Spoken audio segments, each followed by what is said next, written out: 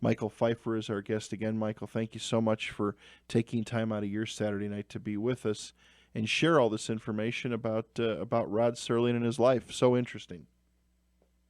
Yes, thank you again. I think when we went to news break, I was talking about Bill Mulmy and the Yes, It's a Good, yes. Great Life episode. And I referenced that because this gentleman doing this new book, Nicholas Parisi, found a script that Rod wrote late in his life for a complete theatrical version of that. And he said it's absolutely an amazing script, starting with the character Anthony's birth and, as usual, a twist ending. He's researched a script called Rain that Rod Serling wrote for Marilyn Monroe, which, because of her suicide, never got made. He's unearthed a script for Dr. Jekyll and Mr. Hyde from about 1966 television that, although he wrote the script for Jack Palance, when the episode aired with Jack Palance, it was not Rod's script. So whether he got upset and backed out of the project or they just didn't like his script or whatever, nobody knows. But he's uncovering a lot of rare scripts that will be dealt with in great detail in this new book of his. And so we're hoping that, Ann Serling does publish it with her company, but even if he has to self-produce, it's going to be an amazing book. I've been privileged for 2 years to be, to reading and seeing some things. He shares a lot of his new information with us at the Rod Serling Archive at the Bundy, and we share a lot of things. We will have a lot of pictures of rare items and some information that we've given him that nobody else has ever had in print either. So it's a nice collaborative effort, and when he gets his book out, you might be, looking for a guest again on this topic because it'll be the complete career. Even though I know a lot of Rod Serling's history, that he was a war hero that most people don't realize, so much went on in Rod's life that people do not realize. But yeah, there's a lot of scripts out there. I'm hoping when he's done with his book that he will donate to our archive some of this material. I know he's been able to copy a lot of these things that nobody has ever seen, and we'd love to have those as part of our archive. Very, very interesting.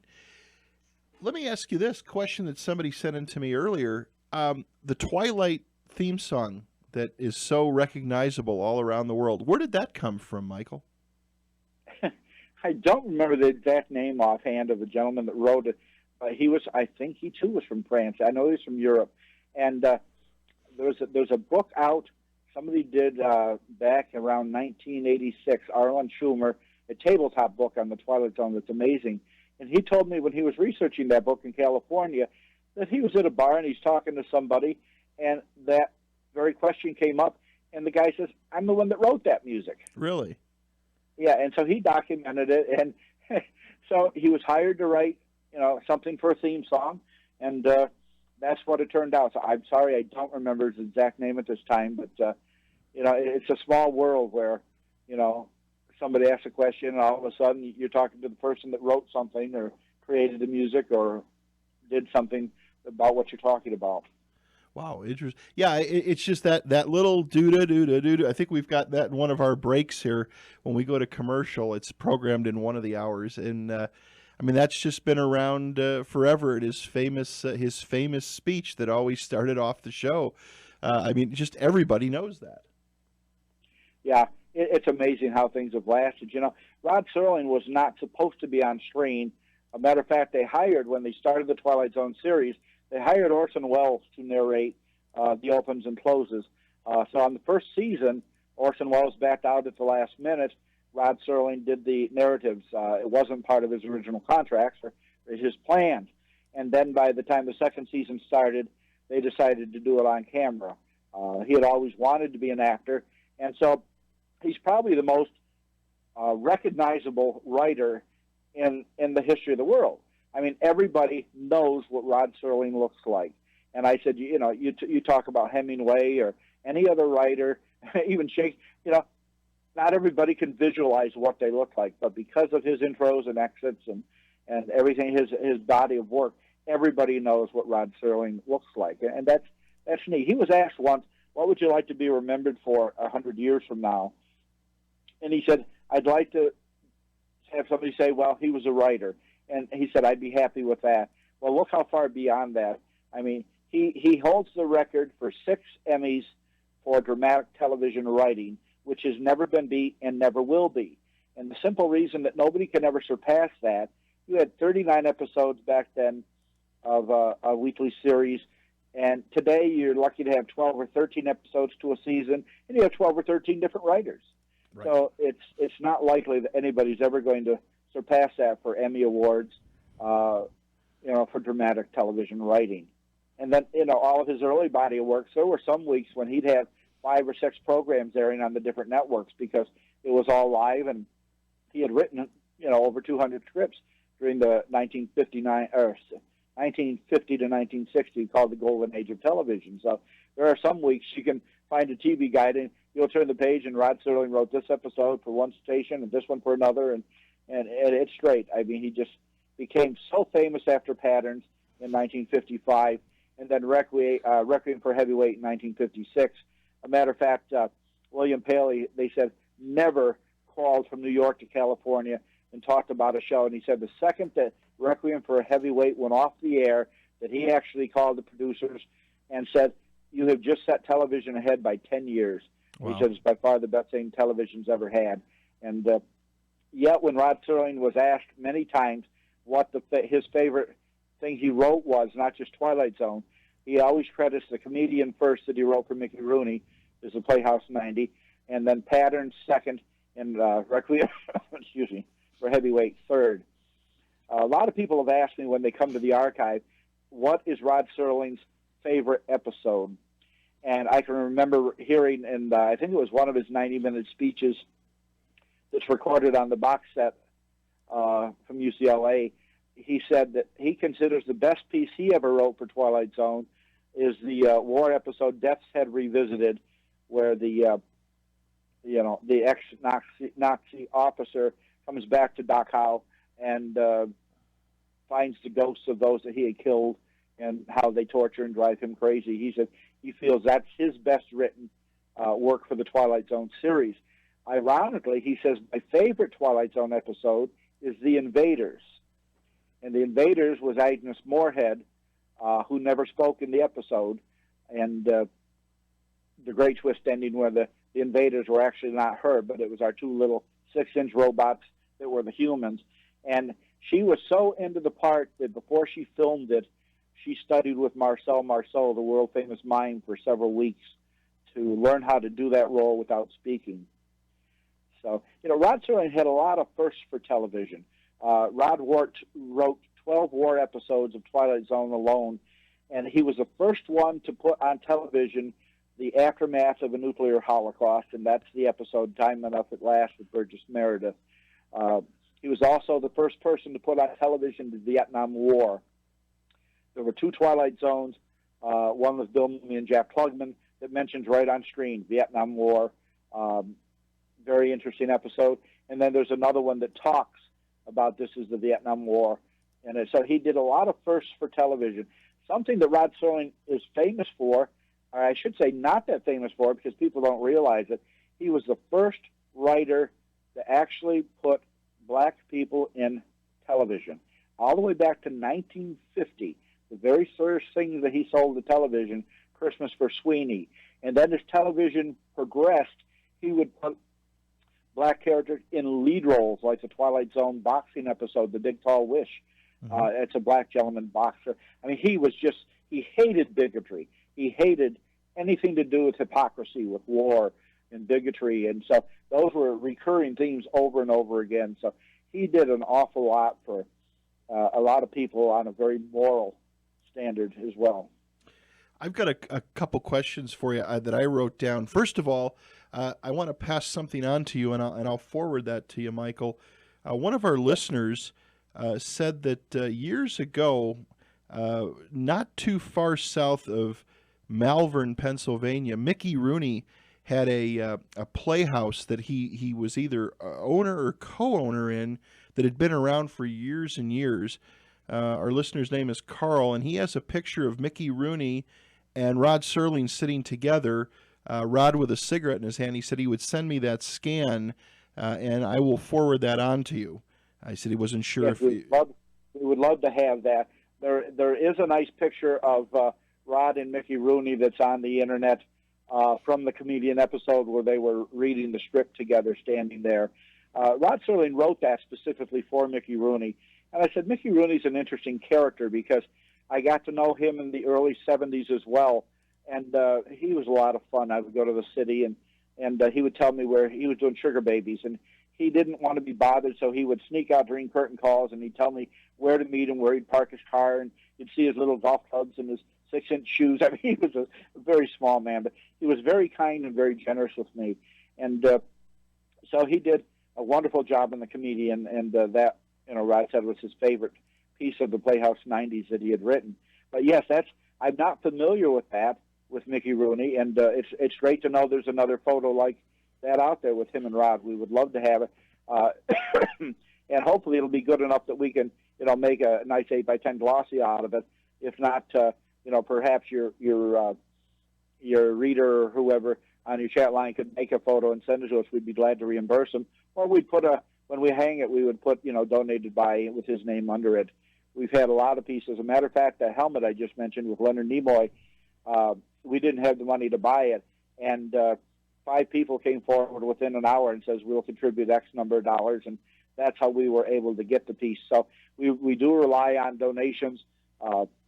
We're looking for anything prop related, script related, photos of Rod under any circumstances. Even if it's somebody met him and took the picture, we would just love to have these images as part of our Rod Serling exhibit at the Bundy Museum. And so hopefully people, your listeners, will go to our website. It's very simple. It's rodserlingarchive.org. Right. And you'll see over 1,000 items up there. We try and change things out quite often. We have a lot of rare videos that nobody else has there. And one of our main goals is to obtain as much of the live television and things that were actually produced on either film or video or DVD. And we have many things that you can come to the archive exhibit and go through the list and sit and watch that you can't watch anywhere else in the world. We have some things that you can only see at the Paley Center in New York or L.A. or UCLA, but we have some things that nobody has. And we encourage people when they come to the exhibit to actually block some time where they can sit and watch the very rare Rod Serling program. Oh no, it's again his work is just so interesting. I have a question for you. This is a couple personal questions I maybe thought you could answer. One of my favorite Twilight Zone episodes, Michael, is the whole thing takes place in a cafe, and there's a gentleman. I saw this once or twice, and I've been looking for it again. There's a gentleman that keeps running to a payphone, making phone calls, and keeps telling the guy behind the counter about an alien invasion. And at the end of the episode, the guy behind the counter lifts up his hat, and he's got a third eye, and he talks about the aliens from Venus have already invaded, and they're there, and they beat these Martians. Do you remember that episode? Yes, the episode is titled "Will the Real Martian Please Stand Up?" Okay. And it's a classic episode. It's in the box set. I'm not sure which season it is, but you can buy individual seasons as well. Yeah, it's a very classic episode because here, the alien that got off the bus, like you said, finds out that the other aliens from the other planet have been here for a long time already. It's really a cute twist ending. Now, didn't Burgess Meredith did a few Twilight Zones, didn't he? I remember the one where, is it the one where he found the watch that could stop time, I believe? That was actually somebody else, the stopwatch episode. But Burgess, he's most famous for Time Enough at Last with the nuclear, where he's a librarian, and now he's the only survivor, and he can read, and he breaks his classes. That's, a second or third episode of the first season. Very famous episode. And he also did one of the 1-hour episodes called The Printer's Devil. And, it's an interesting aspect. It's one of the better hour episodes where he is the devil, and he takes a job as a stenographer setting type. And whatever he prints as a headline, he prints it a day ahead of time, and then, everything happens and kills the people. And it's one of the better ones. The fourth season, The Twilight Zone, was actually canceled at the end of season 3.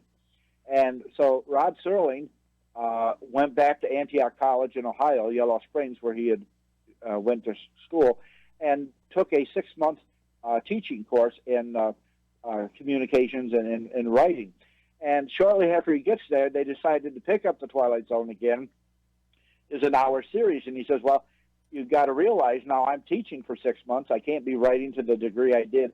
So most of the episodes of the 1 hour fourth season were written by different people, and they don't hold up as well. Any real fan of Rod Serling's writing can tell when you're watching a show that Rod did or did not write that particular episode. Burgess Meredith was interesting because when I was in Hollywood doing The Star, I mentioned earlier, in October of '88, we had this after party, and Burgess Meredith, I had put him in several scenes in this film we made, and he came in late. He had a white tuxedo, and he had white sneakers on. And the lights had just dimmed, and I saved him a seat in the front row, right in front of the screen, big screen. And so he's sitting there, and just as the film came on, a very large gentleman came in and didn't see him and sat on him. Burgess was quite small, and the commotion that he raised, I mean, you thought he died. He was Really? just hysterical. And so, you know, we had Buddy Ebsen there. I'm pictured in the Twilight Zone magazine, 4-page article with Buddy Ebsen and Earl Holliman and Carol Serling, and talking about the Star ceremonies. We also had Penny Singleton, the original Blondie, was there from her episode. Earl Holliman was there with the Pilot Where's Everybody, and Bob Cummings was right out of the nursing home. And the poor guy, I mean, he was drooling and sitting there, and he was not in good health. And yet, the minute you talk to him about his career, or I talked to him about his episode, King 9 Will Not Return, he was sharp as a tack. He said that it was filmed in the desert, it was 120 degrees, and he literally burned the palm of his hand in the opening scene where he puts his hand on the side of the airplane. And it's amazing. You hear those stories of a lot of performers that perhaps drink a lot or whatever, but yet when they go on stage, they're flawless in their performance. And that's how he was to talk to. Once you got him on topic, he was as fresh as could be. And so it was quite a party getting to meet some of those people that were there and talk to them about their particular episodes. Oh yeah, it's again some amazing work. Burgess Meredith is a very interesting actor. He's done such a different, a gamut of different things. I saw some. I remember a movie he was in years ago that was very controversial in his young years, where he was a reporter that was he was reporting on African Americans being in the Army, and it was a hard. He's been in some really, I shouldn't say controversial, but he's been involved in his younger years with some very, very hard hitting subjects, some very interesting stuff. Yeah, he was a great actor. He did a lot of live television, in the 50s, both Playhouse 90s and Kraft, and a lot of those shows. And a lot of them were hard-hitting topics. We have a copy of one letter that came from the secretarial copy, where he wrote Rod Serling after he had done Time Enough at Last, the episode, and told him what a great experience it was. It was one of his best performances, he felt, and that he hoped the show went over as good as he thinks it did. And it's a nice little letter. And we have copies of letters from Ray Bradbury back and forth with Rod Serling about the plagiarism, the Bradbury accused Rod of. And we have a lot of interesting documents. I wish they were all originals. A lot of them are just the secretarial copies, but you still get the meat and potatoes and have the context information there. And that's what we really need more than, his handwritten notes or whatever. So. Oh, no, I agree. Let me ask you to change gears up a little bit, Michael. At the time Twilight Zone was on the air, and I don't know if this is before or after, or Sterling had anything to do with it, then the Outer Limits appeared on the scene. Did Rod have anything to do with Outer Limits, or was that just competition for Twilight Zone? Yeah, it was competition. I actually think that Outer Limits began a year earlier. Okay. Yeah, they had no ties to one of the. I can remember watching some of those, but I had to shut a lot of them off because I was really young, and they scared me quite a bit. Me too. And, some of those were pretty effective, and they hold up very well even today, like Rod's episodes do too. It's it's great when some TV from the 50s and 60s is timeless. Yeah. It's some of the stuff you watch today, you don't care if you ever see it again. Yeah, I know Outer Limits had some. I mean, that again, cutting edge as far as is monsters and horror and some hard hitting. It was they did some very interesting stuff. I remember as a young kid, some of that stuff scared the heck out of me. One of the famous episodes I love is, and I laugh about it doing this radio show, is about the alien that ends up in the radio station when they send a signal out, and this alien appears in this AM radio station, and the whole place he's so highly radioactive, he's tearing everything apart, and they communicate with him. But back then, that was scary stuff, like the original Thing. I mean, those were tough movies back then. Well, speaking of what you just mentioned brings something that's really interesting. Somebody wrote a series of 3 books about 2 years ago called The Curse of the Twilight Zone, Death of the Stars. And the volume 1, I read it 2 or 3 times back to back. I was mesmerized. And it is so well documented that you have to believe it. And one of them deals with the Bob Crane murder, where he was found hanging in his motel room when he was doing this play. And it has to do with a series of bizarre car accidents that killed everybody, and how, according to this story, Bob Crane's ghost was sitting in the hotel where they found his body, and they even President Obama and the FBI all documented in this thing, where they actually, to stop this, they had to go in and implode that room. And this stuff is so far out, but it's so well documented that it's believable. And the one that's really interesting to me is, I mentioned that one because of the radio tie-in. And by the way, there is a Night Gallery episode with Artie Johnson from Laugh-In about a disc jockey that you might want to check out. I can't think of the title just offhand. But there was an episode in that book that talked about the Twilight Zone curse, and how 100 people have died or had mysterious situations. And one was Telly Savalas with the doll, the Talkie Tina doll from the episode The Living Doll. And he bought that original prop doll from Carol Serling 15, 20 years ago for $78,000. And it tells the story how he became a recluse. He lived in the Universal Hotel, Universal Studios on the top floor of the penthouse, and how he would not come out of the room, and the maid wouldn't be able to go in or take him food, and she could hear him and the doll talking back and forth, and that it actually killed him. And what was interesting is that doll was left to Frank Sinatra, and then Frank Sinatra left the doll to Don Rickles, and how the same bizarre situation happens to all of these celebrities with that doll. So anyways, the book is fascinating.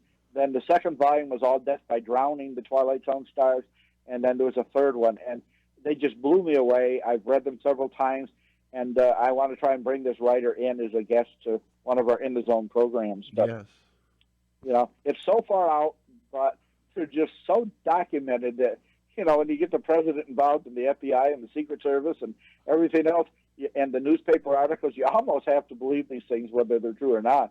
But there is one article we stumbled on where Rod Serling talked about in the newspaper. He sued a California paper for talking about the Curse of the Twilight Zone. He says, you guys got to stop this. He says, I can't hire anybody anymore. He did a lot of his own casting, and even through Night Gallery, and writing for specific people. And people were believing in that curse and not being willing to work for his programs anymore. Interesting. Very interesting. One of the one of our listeners mentioned an episode, and I kind of remember this one too. It's an episode where a tank crew in training goes through some sort of a time warp and ends up fighting with General Custer. Yes, it's a third or fourth season episode. I can visualize it. I've seen a sheet with 4 behind-the-scenes photographs on it.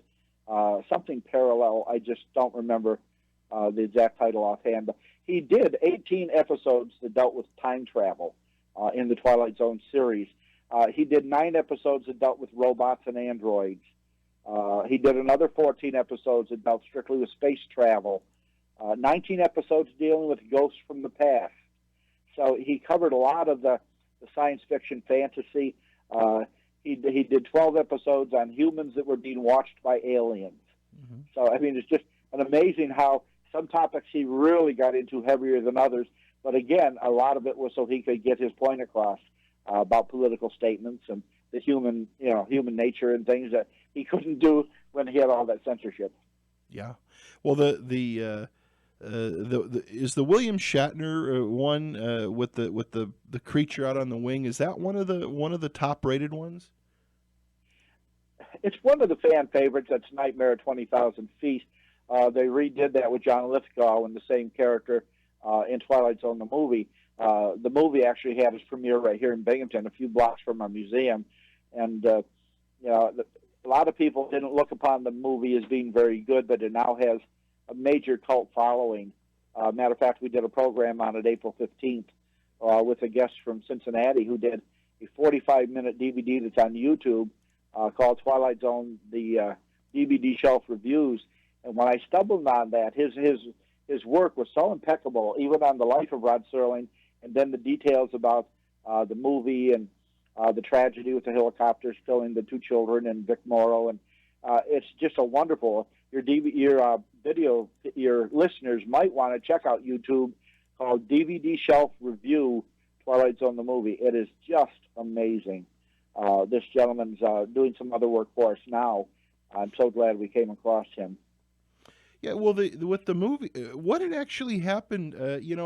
I remember Vic Morrow got killed. What actually happened, Michael, on that set that night or that day? Well, it was a scene that was not supposed to have been filmed in the first place.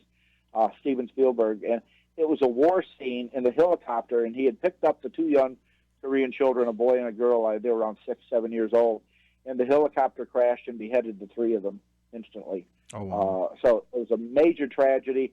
They had to rewrite the whole scene to salvage what they could, eliminating that, of course, from the movie. And the trial went on for over a year. It might have even been 2 years because Spielberg and all the other producers and writers were sued for manslaughter. And just an amazing situation. And so David Rose, with this DVD Shelf Review, goes into a lot of that with documentation. It's just, a horrible, horrible tragedy. We mentioned Spielberg. Spielberg's first directing job was the pilot movie of The Night Gallery with Joan Crawford, the episode called Eyes. And that was his very first job at directing. Interesting. Again, these television programs, they go down in the annals of history. I mean, they're such cutting edge stuff, and again, back at that time, just amazing work because again, so groundbreaking. I keep saying that because nobody else did that kind of stuff. You had to be a little bit out of that outer edge to try some of these things that these guys did, especially with what he did. Yeah, it is amazing. I mean, there were so many firsts that he did, and with the Night Gallery, Rod was only hired for name only. Rod Serling's Night Gallery. He originally tried to sell it as Rod Serling's House of Wax, or Wax Museum, and that was turned down. And so they made it very clear when they hired him that they wanted just his hosting. They didn't care if he wrote anything. Of the 3 seasons of Night Gallery, he did write 32 segments. If you remember, some segments were only 2 and 3 minutes. The longest was 35, 40 minutes. And there were 2 that won critical acclaim for Rod Serling. The Night Gallery, they're tearing down Tim Riley's bar with William Wyndham, with another hometown episode like Walking Distance would be to the Twilight Zone. Right. And all right, everybody, welcome back to the final segment of Fringe Radio. Boy, 4 hours went by so fast. Our guest, Michael Pipher, tonight is here talking about everything Rod Serling. Check out the 2 websites that he supports, Bundy Museum, BUNDYMUSEUM.org, bundymuseum.org, and rodserlingarchive.org. So much information, so many pictures out there. Just a great job, Michael. Just you sure have a lot of knowledge in this subject, without a doubt. Well, it's been a lot of years, over 45 years, and like I said, I learn something new every day. It's it's fascinating what's still surfacing about the life and career of Rod Serling.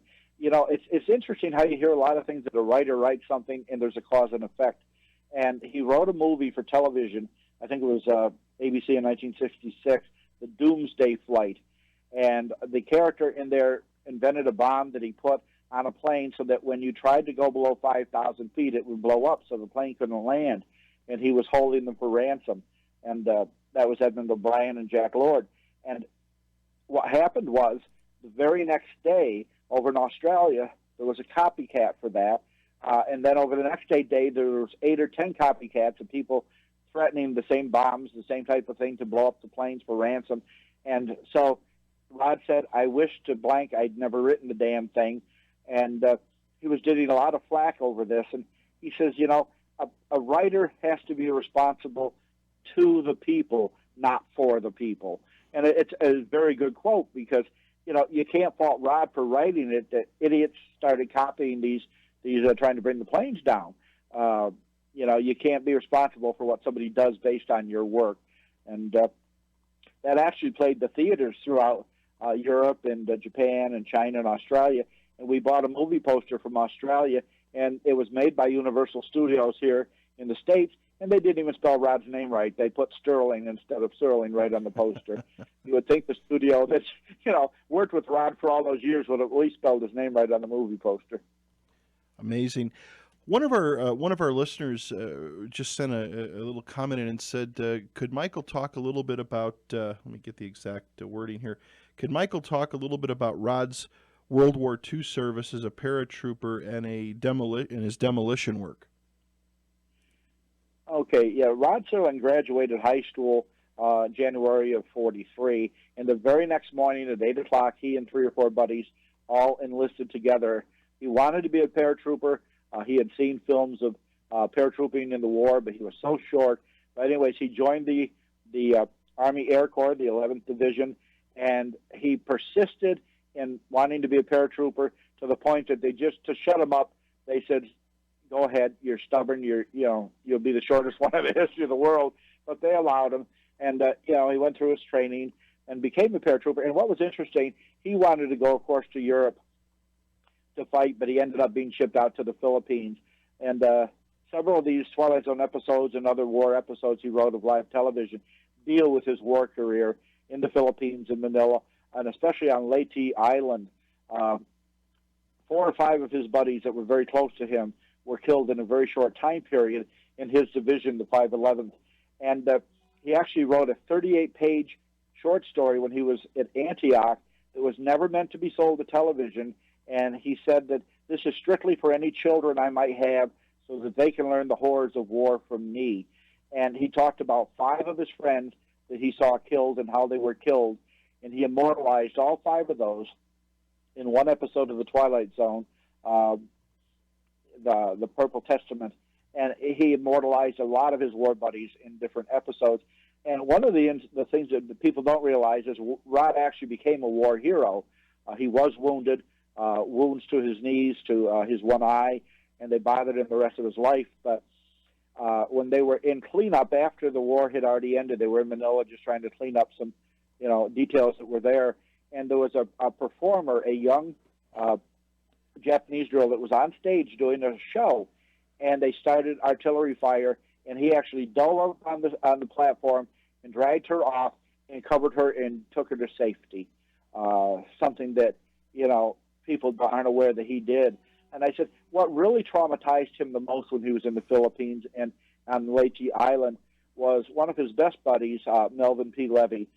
It told how, he told in some articles and interviews, how they hadn't had food for a week, and all of a sudden we had our planes there dropping these 50 and 100-pound crates of food, and Mel Levy would not take shelter. And some of these things, because of the artillery fire, they had to start dropping them without the parachutes on them, and one of the crates landed on him and beheaded him. And Rod was so traumatized seeing this that him and a few buddies buried this Mr. Levy right there, and Rod made a Star of David out of some twigs and placed it there and gave a eulogy, and it just traumatized him so much, what he had seen. And Rod Serling would not be with us today if it wasn't for his life. One of his first jobs with the machetes going through the jungles there, he came face to face within 10, 15 feet of an enemy soldier that was poised with his rifle right on Rod, and Rod said he froze, and he didn't have time to react. And because of his short height, one of his buddies named Robert was able to shoot over Rod's right shoulder and take out the enemy, or we wouldn't have Rod Serling to be talking about. So he went through a lot in the war. He really saw the horrors of war and became a very vehement, outspoken person about the war, all war in general, but especially the Vietnam War. He was very critical and very outspoken on it. So he went the gamut of being wounded, seeing a lot of friends killed. A matter of fact, his one division had 200 people. There were only 5 survived. So, I mean, it's just, he really went through some really, really horrific experiences in the war. Amazing. An amazing guy, without a doubt. Yeah, and one of the problems with Rod, they said that he was so cocky and he would never clean his rifle, and he would go off wandering, and they'd have to send other soldiers out to find him where they could all be killed. And so that's why they punished him. They said putting him in what they called the Hard Rock Regiment, and going out and clearing the jungles and hand-to-hand combat. And he's very fortunate that he survived. God was good to him and to all of us. Yeah, without a doubt. He again, I didn't know that he. I'm learning so much. When you don't. Some of these people, until you dig into things, you don't realize the amount of things that they do or that they've done in their lifetime. You only think about the TV type stuff. We don't think about all the efforts and again, like in his case, his service in the military. Yeah, it was amazing. I can't even imagine. I can't imagine going through what he did. And, he did not plan to be a writer. He did not take up writing in high school. His teacher taught him into becoming a public speaker and into acting in plays, and he was very good. But she said as a writer, Rod was not a good student. But he said because of his war, because of being wounded, when he spent a month in Manila recuperating, that he took up writing as a form of therapy. Yeah, interesting. So interesting. Well, it's amazing what you're doing in keeping his legacy alive. And again, people need to check out the websites, and if they get up in that area, they need to stop in the museum and take a look. Yeah, I encourage anybody that if you go to our website, you will see a link we put in there for email that comes straight to me. If they have questions or comments, it's simply rodserlingarchive@gmail.com. And I'd love to hear comments. If you check out the website, what you think about it, if there's something we could do to make it better. We love criticism. Even your listeners, if they have, comments about tonight's program, I would love to hear feedback, and I answer everyone personally.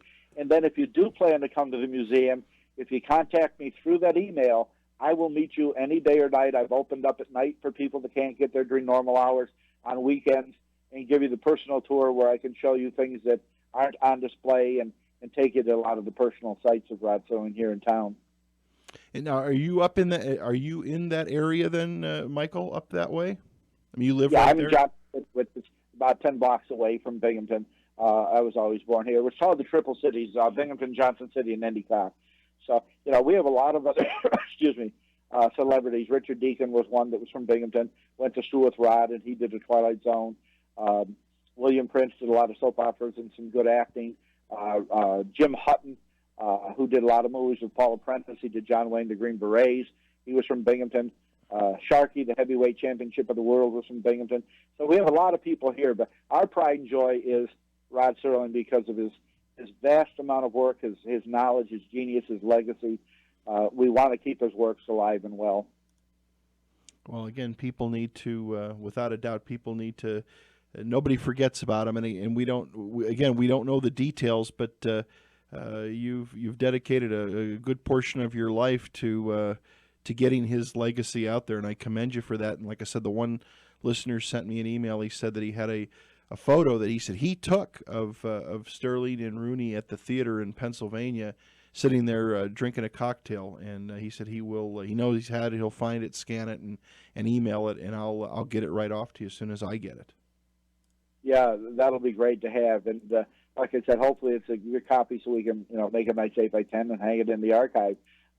We have a lot of people donating. We've had some rare live Kinescope from the 50s donated, and some Loner episodes donated, and then this prop, because of 5 Twilight Zone fans, they put the money together and donated so we could buy this Leonard Nimoy helmet. And it's, small museums have to rely on, like PBS stations, the $5, $10, $20 donations. And the Bundy Museum website does have a donate button, PayPal or any credit cards, and that, even $5, $10 helps us to be able to obtain more props, more scripts, more important things that you can come and see, and anybody out there. So when people do donate, we do put a tag under the item, donated by, and so they get credit right there in the museum as well. And a lot of them are coming to see the helmet when we put it on display in October, just to see their name under it.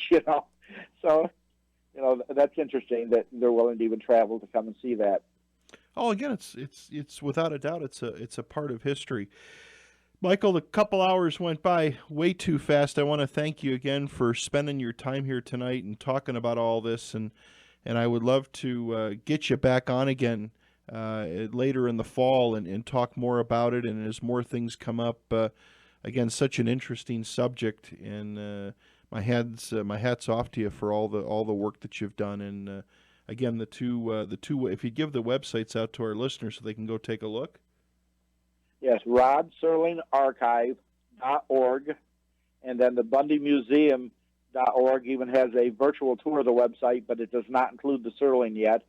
And so we encourage people to check them out. And please send me an email through the rodserlingarchive@gmail.com. I'll personally correspond. I've already added your email to our Rod Serling email list I'm compiling of everybody that comes to the museum. So when I send out a newsletter about new props we've acquired or new programs, you will be getting emails from us. Well, I appreciate it, and I'll pass the information on. Again, thanks so much, Michael, for staying up late and being here and sharing all this information. It was not only educational, but a lot of fun, and it was an honor to meet you. And like I said, we'd love to do it again. Yeah, okay. I'm sure I'll have new information somewhere down the line, and there's so much that we didn't cover. I mean, 2 hours sounds like a lot, but it isn't. When you're dealing with a man's career, there's a lot that can be covered yet. So, like I said, I will update you through emails, and if you see something that sounds interesting, or you have a cancellation, or I don't care if it's 10 minutes ahead of time. I'm always available. I can talk on Rod Serling whenever. All right, my friend, I will put your number in my book, and I appreciate that. All right. Thank you again for having me as a guest. All right. And we really appreciate the coverage, and I hope your listeners found it interesting. We want to be educational first, and then entertaining last, because there's so much that you can learn from the life of Rod Serling. Without a doubt. Thanks. Take care. Have a great weekend, what's left of it, Michael, and I will stay in touch, and send me the info, and we'll get the info out. All right. Thank you again, sir. Take care. God bless. Bye-bye. Have a good night. Bye-bye.